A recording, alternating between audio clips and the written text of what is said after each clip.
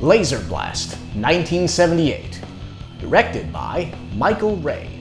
Starring Kim Milford, Cheryl Smith, and Gianni Russo. A troubled teen discovers an alien weapon in the California desert and gradually loses his humanity as he goes on a revenge-fueled warpath against those who have wronged him. This film was recommended by a fan. Thanks for the suggestion. Before becoming the undisputed king of straight-to-video sci-fi and horror in the 90s, producer Charles Band spent the previous decades developing the low-budget genre filmmaking instincts that would eventually define his career. His first venture, Charles Band Productions, was founded in 1973. The company served as Band's first foray into independent filmmaking, producing a string of sci-fi, horror, and fantasy releases that had theatrical runs throughout the 1970s and early 80s. Then, in 1977, Star Wars happens, and was a worldwide phenomenon that made all the money ever. The appetite for sci-fi was reinvigorated, and Charles saw an opportunity. Now, this is an archetypal Charles Band production, which is a modern evolution of the American International Pictures model. Identify a popular genre trend. Come up with a premise you can sell in one sentence. Build the movie around the poster/premise first. Make it quickly and affordably. Get it in front of the audience to capitalize on the popularity. So how do you scratch the Star Wars itch as a low-budget horror producer with a $280,000 budget?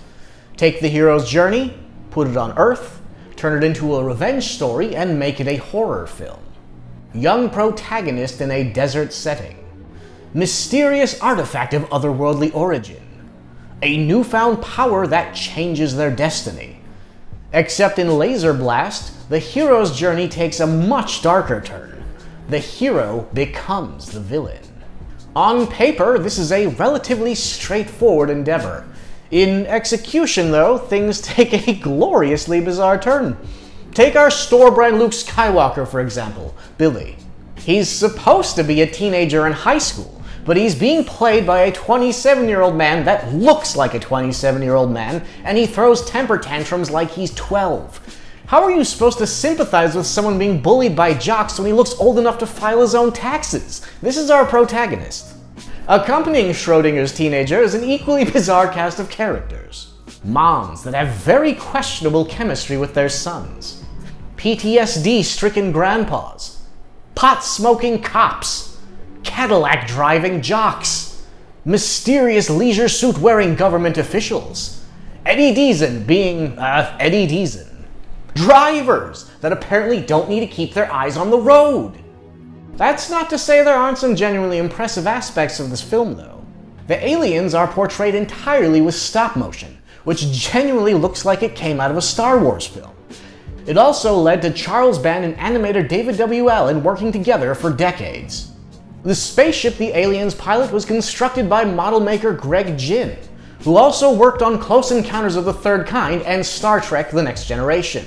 Finally, Steve Neal's alien makeup looks fantastic, though it's odd how it stops just below the neckline like they were expecting shirts to happen, but Kim Milford's chest had other plans.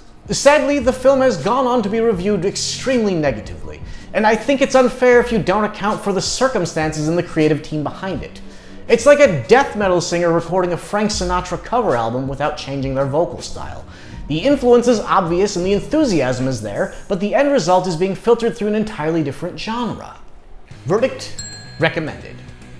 The force may not be strong with Laserblast, but the ambition certainly is. That concludes this week's review. If there's any obscure sci-fi or horror film you'd like to suggest, feel free to leave a comment below. Make sure to tune in next time for another thrilling, low-budget adventure.